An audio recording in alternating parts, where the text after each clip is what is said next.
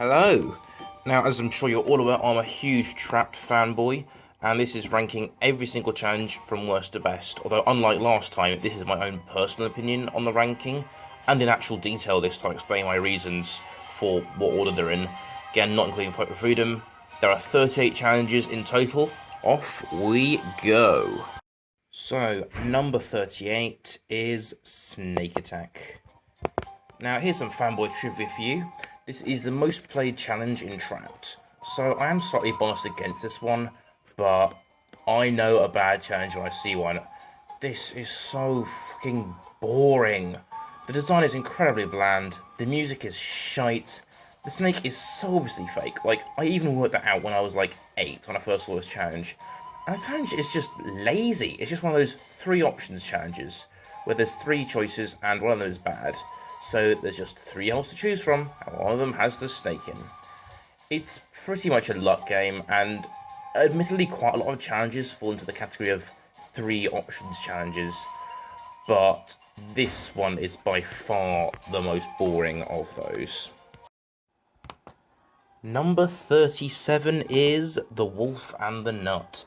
Now this one is very similar to Snake Attack in that you just have to choose between the top, middle and bottom, and one of them is bad. But at least with this one, it has an actual story to it, like trying to find the scrabble nuts in the bed instead of you just, randomly putting your hand into a hole. This is definitely a step up from Snake Attack, but it's still not great as it's just a 3 options challenge.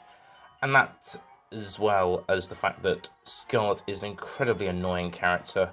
Like, when I was 10, I used to really like her, but now she just infuriates me to no end. Top, middle, or bottom? Cringe.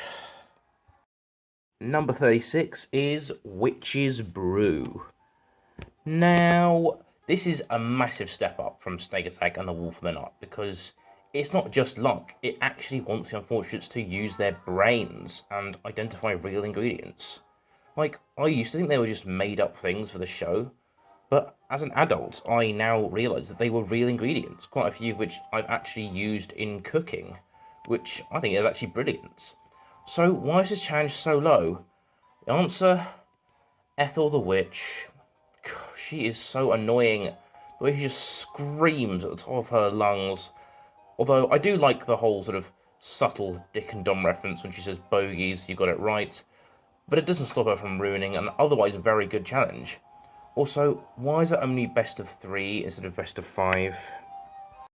Number 35 is Poisoned Harvest. Now, admittedly, let's start with the positives. The design of this challenge is beautiful. I really love the look of the wood with all the colourful berries around it. But the actual gameplay is shite. I just find it really boring. All you have to do is pick berries. That's it. It's just not exciting. And also, it's almost impossible to pass the challenge. All the saboteur has to do is put 2 purple berries into the baskets.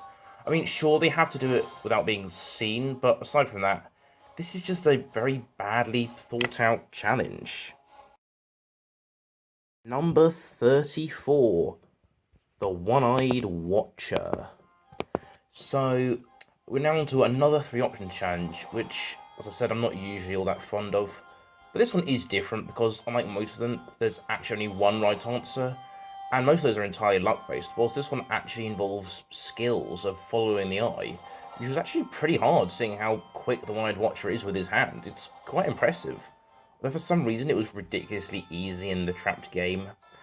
But despite this challenge having a really clever idea, it's just not very exciting. Like, all you're doing is choosing cups, and that's it, really. Though I do like how the tent is like the TARDIS. It's bigger on the inside than the outside. Number 33, Exploding Toad in the Hole.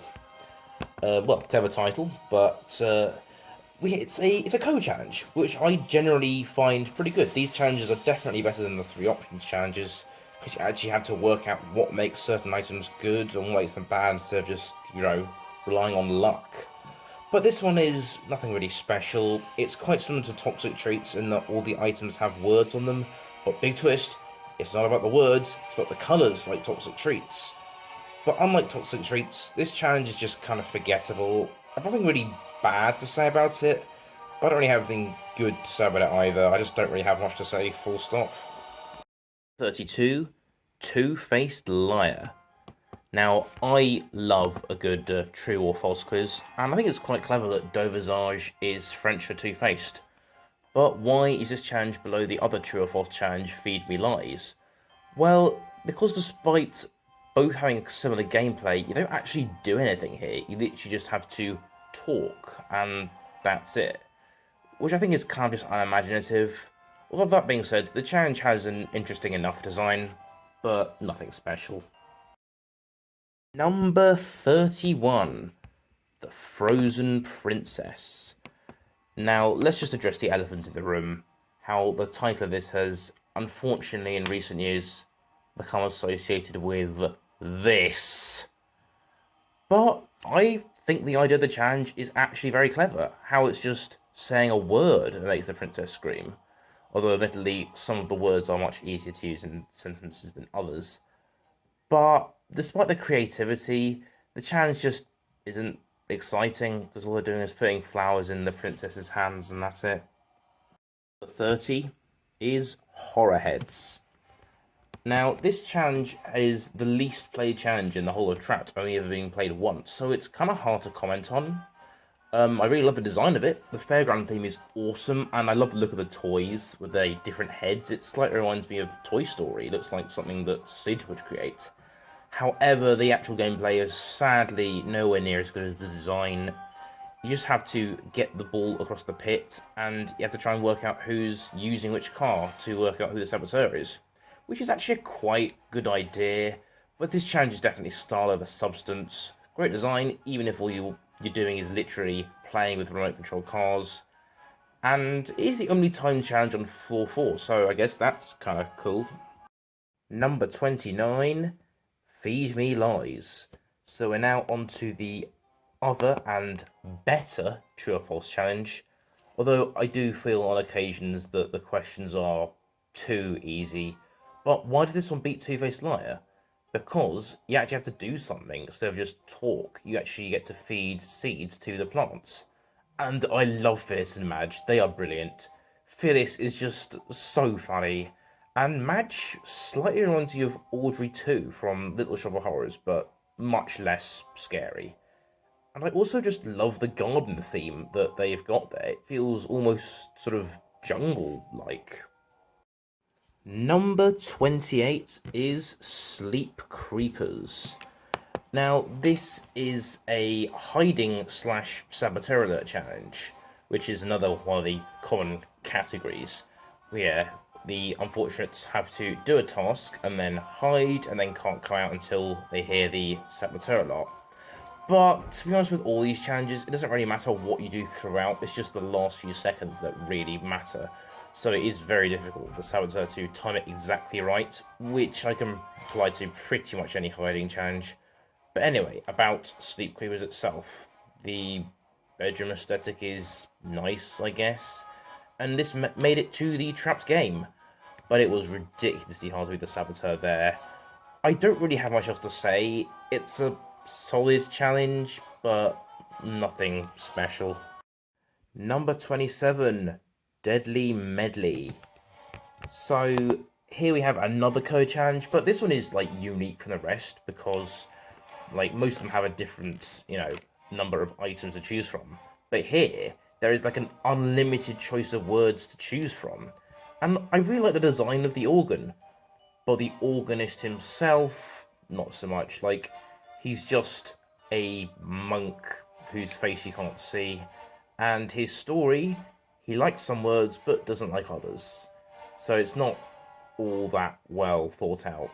And it also just seems very easy to be the saboteur. Like, the chances are the unfortunates will think of words with that particular letter in, so they don't really have to do a lot. Number 26, Giant Appetite. Well, the design of it is very colourful and vibrant, but it does look a bit fake. Like, it honestly looks like it's made out of children's toys. Although, I would say I definitely prefer the dining hall aesthetic of Poison Banquet, because there, it actually looks proper authentic. Although for the challenge itself, I like how they mix up elements from hiding challenges and power card challenges, like you have to hide, but unlike the rest of the hiding challenges, you don't hide once you've completed the task, you hide when the challenge basically makes you hide. I also like how this is like the only challenge that actually involves the caretaker, how he's the real voice of the giant. So it is pretty unique there, but the downsides are, again, very fake aesthetics, and the fact that it's timed in such a way that it's almost impossible to pass. Although I love how they managed to make a challenge out of literally laying the table. Number 25, The Lost Invitations. Now this challenge is all about probability really, where the saboteur must make it more unlikely that they'll find 6 of the 10 invitations by ripping them up. So if they find 5 invitations, it'll be impossible to pass the challenge. But the interesting thing is that if they find too many invitations, the other unfortunates will be a bit suspicious of them. Now it is possible to fail the challenge even without a saboteur if the team are just unlucky. But I actually don't mind that. It is a game of chance, but also a timed game of chance, which is pretty unique. Although that being said, this challenge pretty much just involves opening envelopes, so it's not the most exciting.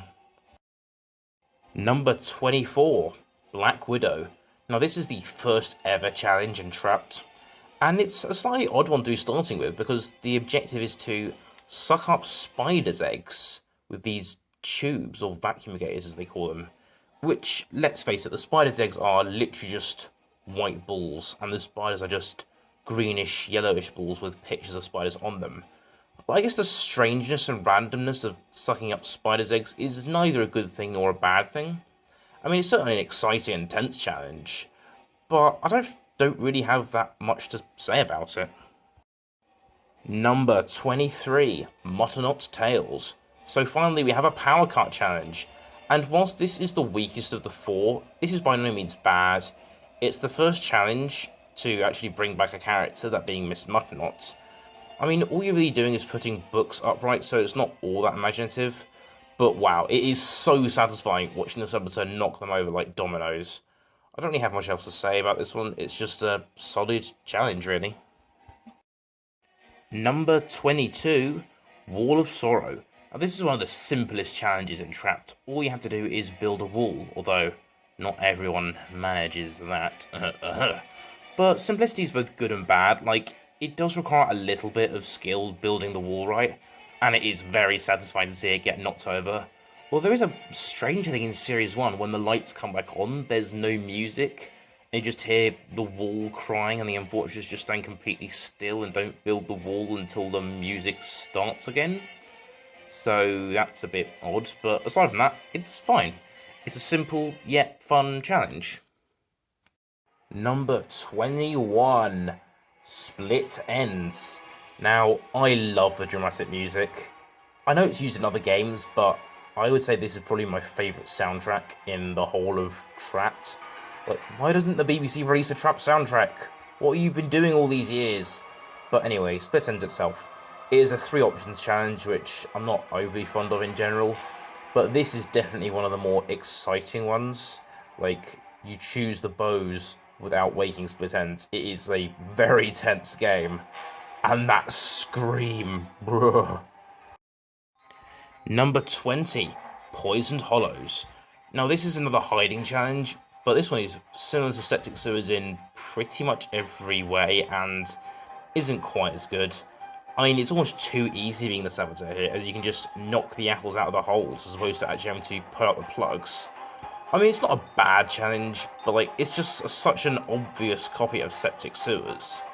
Although that being said, I do love the whole owl hoots twice thing. It's so sort of mythical and mysterious and fairy tale-like.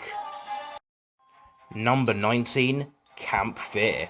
Now this challenge is bloody terrifying, like almost too scary for children's TV. Why? Because of the moon howler. I mean, sure, it seems fine as an adult looking from beyond the 4th wall, but just imagine being like 10 years old and this massive creepy thing in a costume just jumps out and howls in your face. I mean, hats off to the actor.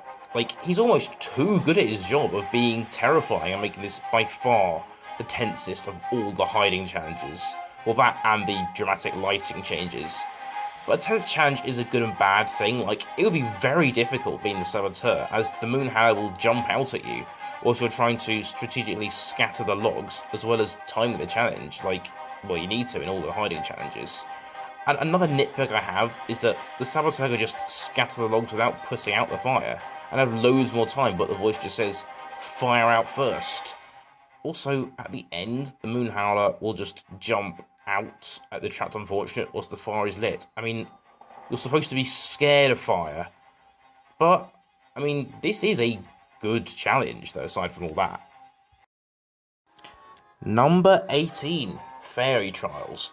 Now, this is a code challenge, but it's unique from the others, because here, you don't have, like, all the items right in front of you. You have to work out what makes the fairies good or bad, and it's just so satisfying to see the fairies go splat onto the screen. I know, I'm a psychopath. I also just love the design of it. Like, I'm not sure what the room is trying to represent, but it looks great. Although the only problem I have is that, like, you know, how do the unfortunates know if they've got it right or wrong? Like, there's a sound effect, but I think that's more of an indicator for the audience, like the red and yellow hexagons, which they can't see, and yet they seem to know if they've got it right or not. But that's just a minor nitpick for a great challenge, which also made it into the Trapped game. Number 17, Forbidden Chambers. Now, I love the uniqueness of this challenge, how you never actually get to see the other unfortunates. And I love how each room is a different colour, although this is probably one of the most complicated challenges. Like, you're only able to carry one colour at a time, and also someone is always trapped inside one of the rooms. The only thing is that this challenge is just so difficult to pass that they don't even need a saboteur. But it's just so entertaining to see the unfortunates' reactions of not being able to get into a room, just like knocking on the doors, blaming each other. But I can only imagine how frustrating it must be to being the person in the middle who can't move into a different room, whilst people on both sides are trying to get in. Very entertaining challenge, I love it. Number 16, Green Fingers. We're now on to another 3 options challenge, which is just luck based. But I love the design of this challenge so much that I can't possibly dislike it. I especially love the title of Green Fingers being, like, you know, good at gardening and literally having green fingers. Because when I first saw this challenge when I was like 8, the day before, I actually read a book called Green Fingers about an old man who was good at gardening and explained how he didn't literally have green fingers, it was just an expression. And this boy in the book was confused. So, you know, it's my own, slightly my own personal bias. But anyway, enough about me. As well as the awesome design, it also has an sort of awesome mystery style music. I just find it interesting how the pots have all the same colours as the eggs and the boxes in Freaky Factory. Number 15, Skywag Wood. Now, I love this challenge. It has loads of animals to choose from, with very cleverly thought out codes for which ones are scallywags and which ones are the chickens. Also, this is one of the few challenges to actually use special effects. The only thing I'm not overly fond of is Esme, because, well, interestingly, she's played by the same actress who plays Scarlet from The Wolf of the Knot. But although she's nowhere near as insufferable as Scarlet, like, this isn't a diss against the actress at all. But anyway, it's a pretty unique code challenge, and I just like animals. Although the fact that it is best of 3 does slightly hold it back. Number 14, Millicent and the Moths. Now, obviously, this challenge is very similar to Wicked Wardrobes. I don't need to explain why. But this one is just not quite as good as Wicked Wardrobes, despite having, you know, pros and cons. Now, I should point out that whilst being generic hiding challenges, I just love lights, and this is why I've ranked this higher than most of the other hiding challenges. Now, I love the music for this one, and it seems to sink in with the unfortunates working together, and, like, you know, the saboteur, like, sabotaging the challenge. I love it. But now the disadvantages, and what puts it below Wicked Wardrobes. Well, it's much harder to be the saboteur for 2 main reasons, the first being the lights. Like, the room is very dark, and it's easy to see if a light is turned on. And there's no, like, bending down, you can just use the pull switch. And the second reason is Millicent herself, who's honestly more of a hindrance than a help. Like in most hiding challenges, you can selectively turn on lights, like, you know, etc., near someone to frame them. and, doing not so many, so you can time the challenge right at the end, so they fail the challenge. But here, Millicent just turns on the lights at random, so it always takes the same amount of time to turn the lights on and off, and at the end, they will often just end up passing due to poor timing, thanks to Millicent. Rant over now. Number 13, Wicked Wardrobes.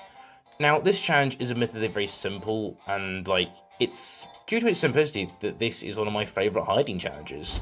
It has a very sort of retro feeling to it, which I love. It's also good how the room is brightly lit, and you have to turn the lights on instead of off, so the saboteur actually has a chance. But what really makes this challenge unique is the fact that there's no soundtrack, which makes it feel very sort of tense, the fact that it's silent, and yet the clock is ticking and the saboteur is sneaking about. And for some reason, when I was 10, I used to just find the music, hilarious. And again, I love lights, so I always have a soft spot for this and Millicent and the Moths, despite being slightly generic hiding challenges. Number 12, Goblet of Ice. Now, if there's one thing you need to know about me, is that I'm a cold weather kind of a person. So I love the icy design of this challenge. I also love how this challenge can be sabotaged by just, a clumsy person just accidentally stepping on the floor. And this challenge really involves a lot of teamwork as you've got to pass the snow across the room, and that really sort of adds to the excitement and intensity, which the strong wind really helps, making the challenge feel, challenging. Number 11, Poison Banquets. Now, I love the dining hall aesthetic, which looks much more realistic than in Giant Appetite. And this is another 3 options challenge, but most of them have, the same 3 options each time. But this one is always different. There's always 3 different cakes each time, which keeps things fresh and interesting. And obviously the cakes aren't actually poisonous, but I wonder what they actually taste like. And the head is, completely unnecessary to the challenge, but it's just a hilarious random addition to it. Also interesting how it's a formal-looking 5-course banquet, where all 5 of those are pudding, which, yeah, I'm cool with. And now we are on to the top 10. Number 10, Body Shock. Now, this is one of the greatest designs of any challenge. I really, really like the look of the lab, which I must say doesn't look nearly as good in the game. But it's not just the aesthetics of the challenge, which is great, because it's not just, stacking up bricks or putting up books. You're building an actual body from the different body parts. And then there's the botherers, where, unlike most, half of the power cut challenges, you don't just knock something over, you have to go over to the wheel and let them out. I just imagine the shock of seeing those big zombies right in front of you when the lights come back on. So you can really see why it's called Body Shock. Number 9, Spooked. We return to the library and Miss Mutternot. I feel in this challenge she's much creepier, the way she's just staying there calmly, and then she'll sometimes just hiss at one of the unfortunates. Ugh. And if it's a spooked book, there is dramatic lighting and the book just blows up like confetti. Although, how can a book be spooked? I guess it just means, they're cursed. Also, I sort of just enjoy the contrast between the dullness of the library with old faded books and then the bright colourful books which, the unfortunates always choose that have, pictures of animals and stuff. Although it never actually says that they can't choose the old dusty ones. Number 8, Toxic Treats. Now, I said earlier that this one is quite similar to Exploding Toad in the Hole with the words and colours, etc, etc. But this one is so much better. Not only is it the only untimed challenge on floor 6, which is kind of like the opposite of Horror Heads in a way, but it's also a Christmas-themed challenge. What's not to love? And they're presents that either fart or throw confetti, both of which outcomes I love. The confetti bursting out looks really cool, and farting is funny. I don't see why you can't see that, society. I mean, those are pretty flimsy reasons to like this challenge so much, and it is kind of stupid, farting presents. Come on. I can't really explain why I like this one with words, I just like it. It's Christmassy, it's random, it's silly, it's unexpected, it's dumb, and I love it. Number 7, septic sewers. Now this challenge is quite similar to Poisoned Hollows in well, a lot of ways, but it is much better, not just because it's the original, but because it's really atmospheric. And whilst I do like the fairy tale theme of Poisoned Hollows, Septic Sewers does the impossible of making a sewer seem really cool and exciting. Let's talk about the aesthetics of the challenge. Now, I must admit the set design is decent, but nothing special. But the lighting more than makes up for that. Because a lot of challenges have interesting lighting, especially Green Fingers, Extraction, Poisoned Harvest, Camp Fear, Fairy Trials, and Beware the Crowman. But this one is the best by far. It replicates the dinginess of a sewer very well, complemented by the vibrant green light coming from the drain. And the fact that the unfortunates wear torches on their helmets, just like in an actual sewer, is the icing on the cake. Wow, I can't believe I found this much to say about the lighting of a trapped challenge. And we haven't even spoken about the challenge itself. It's a hiding challenge, but this one stands out from the rest. Although it adds to the concept by making it so the unfortunates can't walk around, they can only roll around on the skateboards, meaning the saboteur can throw the plugs right out of reach. And the fact that, as well as throwing the plugs, they can spin the drain to blame other people, and I can only imagine how fun it is, to lie on the skateboard and get sucked into the pipes. Although I feel the whole drain complete thing is a little bit unnecessary. Number 6, Extraction. Now, this challenge has the best music. I know this was brought back in Trapped Ever After, but this is where it first appeared, and it really adds to the drama of the challenge. I also love the design of the werewolf, the movements and the sounds of it really make it feel like a living thing. I'd certainly be nervous about putting my hands in there to pull out a tooth. I mean, this challenge is a fairly sort of small scale, which actually adds to the intensity of it. I love the variety in the different types of teeth. I mean, who knew that teeth could be so diverse? And for some reason, it's just very satisfying to see a tooth get pulled out. Number 5, Beware the Crowman. Now, the only problem I have with this one is the fact that the pumpkins look very fake.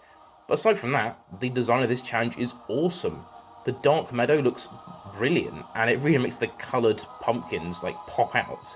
Even though they look fake, they do have a really sort of a vibrant look to them, and with the different colours, different faces, and even just the different heights and sizes just adds to the variety of them. And for some reason, I just really like how the flickering light goes out as they blow out the pumpkin, making them seem both fake and real at the same time. And then there's the Crowman himself, or herself, who is interestingly played by a woman, who also played Ethel the Witch, Miss Mutternot, Madame de Visage, and even Cleopatra from Relic Guardians of the Museum. But that's a video for a different day. I love the look of the sort of creepy scarecrow, and it's always tense, as you never know if you'll wake the Crowman by doing something as simple as just, blowing out a pumpkin. Number 4, Botherer Blocks. Now, admittedly, this challenge is quite similar to Body Shock, and almost feels like a sequel challenge. There's a baby botherer. I mean, did those two mate with each other? Sorry for that imagery. Anyway, Body Shock is a brilliant challenge, but this one is even better. Now, I feel what puts this challenge above the other 3 Power Cut challenges is that for them there is a clear way to complete the challenge, put the bricks up in the form of a wall, put the body parts in the correct place, or just put books upright. But here, you have to work that out for yourself. It just says, put all of the blocks onto the rug, but it doesn't specify how to do it. So you've just got to use your brain by putting the blocks in a way so that they won't fall. I just love all the little details of how the blocks are all different sizes, and they have different letters spelling out the word trapped, and the Hascom safety symbols, which is another nice touch. In fact, the overall design is fantastic. I really like the creepy Victorian nursery vibe that the challenge has. And it's not only a great set design, but also the look of the baby botherer. I mean, ugh. I also just really like that sort of tune that plays when the baby botherer is released. Though, interestingly, it is the same tune, or at least a similar tune, that plays when the ice cream van plays in the Scoop episode, The Heat is On. So check out my video on that. Number 3, the Midnight Bride. This is quite possibly the most dramatic challenge of the whole show. The church design is brilliant, especially with the stained glass window. That is just the bee's knees. I wish more challenges would have actually, had the floor number incorporated into the game like this, Most of them just have a number carved into the wallpaper, but here they actually make the 5 fit the theme. This is the ultimate code challenge with, all the different people as items to choose from, which leads to some very interesting and creative codes. And there's just something very artistic and visually pleasing about seeing all those paintings on the chairs. And those names are just so funny for some reason. Archibald Dread, Jefferson Mould, Edwin Crust. It kind of reminds me of Mr. Salad Fingers. And let's talk about the characters. The marriage man, not a vicar or priest or anything, just a marriage man. He is a legend. His grim expression and monotonous voice really sort of contrasts with the drama of this challenge. Do you, bride, take Jefferson Mould to be your fearful shredded husband? And the bride herself, yeah, she's just a generic screaming character, which I think we may have had before. But what makes this challenge unique is the pacing of the challenge. Now, most untimed challenges are just like, take as long as you like, but not the Midnight Bride. It adds to the stakes of the challenge, like, she'll just start walking down the red carpet as the bell rings. And the unfortunate have to really quickly grab a painting. But I also really like how the music stops before the bride reacts to the husband. And all the unfortunates hold their breath and anticipate if she'll scream or not. But it doesn't end there. She'll go and destroy the cake or the floral display at the end. Drama, and I'm here for it. Number 2, A Child for Tea. Now, I know I said I didn't really like the 3 options challenges, and yet here is one at number 2. How? Well, this challenge is quite similar to Poison Banquet, not just because it involves eating, but because the 3 options are different each time. But with Poison Banquet, the cakes are just like, different colours. But here, all sweets look completely different. A lot of very unique and sort of colourful designs in all kinds of shapes and sizes.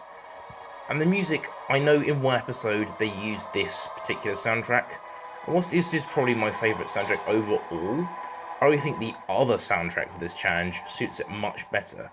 It's just so creepy and atmospheric. And whilst it's a bit more on the quieter side, I think it just really adds to sort of a creepy theme to it. Adds to the anticipation of, is the sweet good or bad? And now the creepy granny character. She is brilliant.